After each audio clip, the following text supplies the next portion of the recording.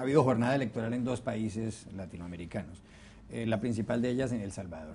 Tuvo lugar la segunda vuelta y definitiva vuelta a las elecciones presidenciales y se enfrentaban Salvador Sánchez Gerén del Frente Farabundo Martí para la Liberación Nacional de Izquierda y por parte del Partido de Arena de derecha Norman Quijano.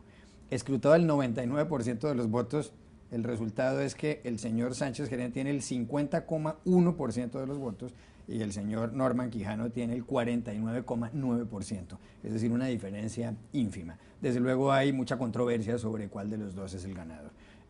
Al parecer, en los escrutinios finales a lo largo de esta semana, pues lo previsible es que gane finalmente Sánchez Gerén y que el Frente Farabundo Martí continúe en el poder tras la presidencia actual de Mauricio Funes. El nuevo jefe del Estado salvadoreño se posesiona el 1 de junio. La pregunta inicial es: ¿podrá gobernar con una diferencia tan pequeña en unas presidenciales Sánchez Gerén, cuando es una cosa de un 1% lo que lo separa al candidato del Frente Farabundo Martí del candidato de Arena? Pues yo creo que sí, ese va a ser definitivamente su gran reto, ¿no? Definitivamente el resultado de ayer le vino al FMLN y al candidato Sánchez Gerén como una sorpresa, porque después de una diferencia de 10 puntos en primera vuelta y encuestas que hablaban incluso que se había ensanchado la diferencia a favor del FMLN, tenés un resultado en que la diferencia son 6.000 votos en un universo de 3 millones. Eso es ínfimo. Creo que es importante decir que al parecer, y por toda la información que está viniendo desde El Salvador, y por la forma en que el Tribunal Supremo Electoral en El Salvador llevó el conteo, esa tendencia parece ser irreversible. Es decir, la pregunta y todo el fantasma del fraude que ayer mismo en la noche estaba corriendo en El Salvador, creo que hay que descartarla, ¿no? Parece ser que, yo creo que la institucionalidad del tribunal ha sido bastante sólida.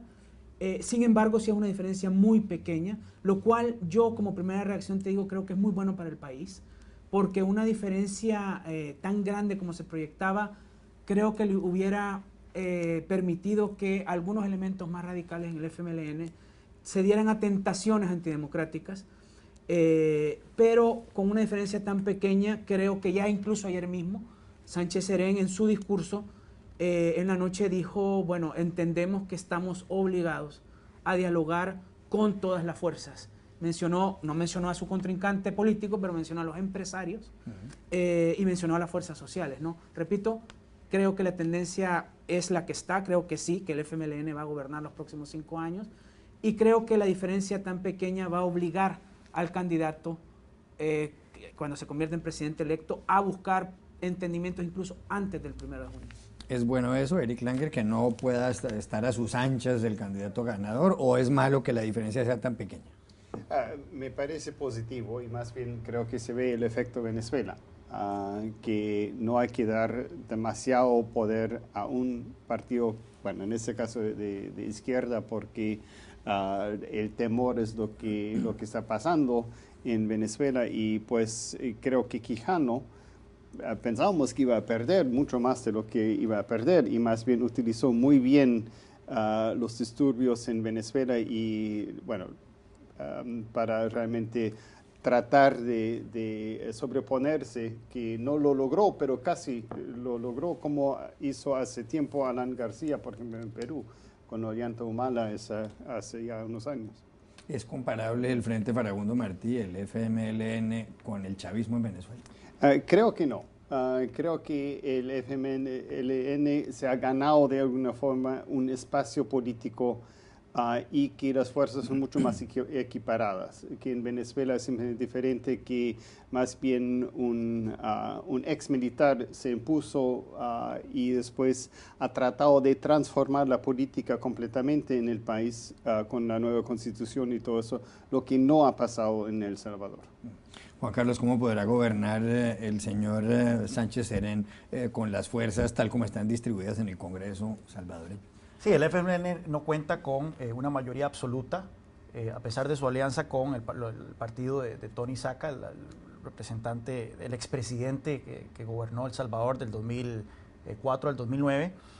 No cuentan con la mayoría absoluta, por lo tanto no pueden cambiar constitución, no pueden poner los principales puestos como el fiscal general, etcétera. Así que es positivo el hecho de que haya habido un resultado tan ajustado en ese sentido, porque ciertamente esto demuestra que la mitad del país básicamente no apoya una agenda radical de izquierda que mucha gente temería que implantara Sánchez Serén. Y por otra parte, las fuerzas en el Congreso no le permiten a Sánchez Serén hacer esto. Hay elecciones legislativas el próximo año en El Salvador. Arena queda muy bien posicionado. Arena, yo creo que hay que reconocer de que hizo algo que mucha gente pensaba imposible, que perdió por 10 puntos porcentuales la primera ronda. Norman Quijano básicamente lo que tenía que hacer era capturar todo el voto del partido de Tony Saca, el Partido Unidad. Prácticamente lo hizo, a pesar de que Tony Saca implícitamente apoyó al FMLN. Tenía que aumentar la participación electoral, que apenas fue del 55% en la primera ronda. Eso ocurrió. Y bueno, aumentó en casi 500,000 de votos la intención de voto del partido opositor.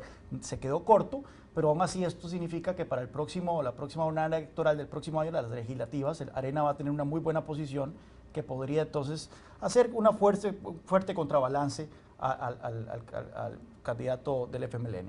¿Qué cambios podrá imprimirle al Salvador Sánchez Serén en comparación con Mauricio Funes, que es del mismo partido y es el actual presidente? Bueno, hay una diferencia fundamental. Mauricio Funes llega al poder como un outsider, como una persona fuera del partido. Él no era militante del partido. El actual vicepresidente, Sánchez Serén, que se perfila a ser el presidente electo, sí es un militante del FMLN, además uno de los viejos comandantes guerrilleros, ¿no? del frente. La primera gran diferencia es que ahora sí vamos a lidiar con el FMLN de verdad, con todo lo bueno y malo que eso pueda significar, ¿no? Pero yo creo que eso también significa que El Salvador llega en su maduración política a un punto importante después de la firma de los acuerdos de paz del 92, que terminan con la guerra entre el FMLN y el gobierno, y introducen al FMLN como partido político en el sistema democrático, y ahora vamos finalmente, después de 20 años, a ver al FMLN gobernar. ¿Qué diferencias le puede imprimir? Bueno, de entrada creo que va a haber una apuesta muy fuerte por la inversión social desde el gobierno, lo cual sin embargo va a representar el reto más importante para el presidente electo, ¿no? Porque tanto él, o si hubiese ganado Norman Quijano, el partido de Arena, se va a enfrentar con un Estado quebrado, con un Estado que no tiene mucho margen de maniobra para nada. Tiene un nivel de deuda cercano al 60% del PIB. Y tiene una desigualdad que ha ido creciendo, y la actividad económica con menor crecimiento en Centroamérica en la última década. Y eso es un escenario que va a estar ahí. Entonces la apuesta del FMLN claramente es hacia inversión en programas sociales, pero la gran pregunta es cómo financia eso, ¿no? Ese es el primer gran reto. Y obviamente eso incluso tiene que ver con Washington, ¿no? Porque tradicionalmente el principal aliado financiero, político, económico de El Salvador, incluso durante el gobierno del presidente Funes, han sido los Estados Unidos, ¿no? Eso va a ser una pregunta muy interesante de cómo se va a posicionar el FMLN respecto a su conversación política con los Estados Unidos, tomando en cuenta además que El Salvador tiene entre 1/4 y 1/3 de su población viviendo fuera del país, la mayoría de ellos en los Estados Unidos, ¿no? Eso va a ser importante. Por supuesto, la pregunta cabe aquí, y es un tema que ha sido un tema de campaña, como ya se mencionó en la mesa, el tema de Venezuela, ¿no? Nuevamente creo que el margen con el que el FMLN ha ganado lo va a obligar a aplicar muchísimo pragmatismo en todos los apartados de su gobierno, ¿no? Incluido el tema de política exterior, el tema de financiamiento del Estado. Por lo tanto, creo que es con lo que ya existe donde el FMLN va a tener que maniobrar, ¿no? Es curioso cómo el gran aliado económico de El Salvador en cierta medida es Estados Unidos. Sí. Y resulta que el gobierno de El Salvador es un partido que antiguamente era una guerrilla, que era el gran enemigo de Washington en los años 80.